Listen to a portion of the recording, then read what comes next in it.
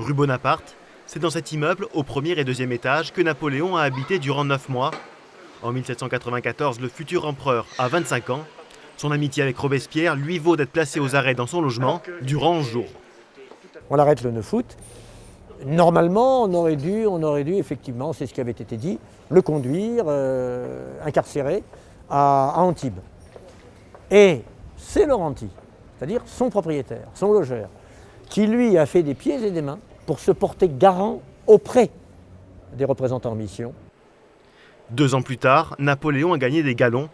Il revient à Nice en tant que commandant en chef de l'armée d'Italie. C'est devant la Croix de Marbre qu'il passe les troupes en revue. Nice est plutôt la ville du départ de l'épopée. D'abord la ville de l'accueil, après les déboires dans son île natale en Corse, et puis la ville de ce départ du grand mouvement de l'armée vers l'Italie, vers les conquêtes, vers les riches plaines du Pô et vers le destin de Napoléon.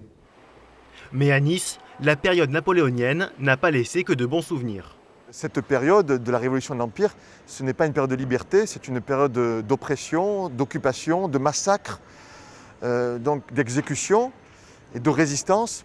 Donc, ce qui fait que de 1792 à 1796, il va y avoir une véritable guerre entre la France et les États de Savoie. Les combats feront plusieurs centaines de morts côté niçois. Alors tyran ou génie, 200 ans après sa mort, la légende est toujours là, une légende passée 3 fois par Nice.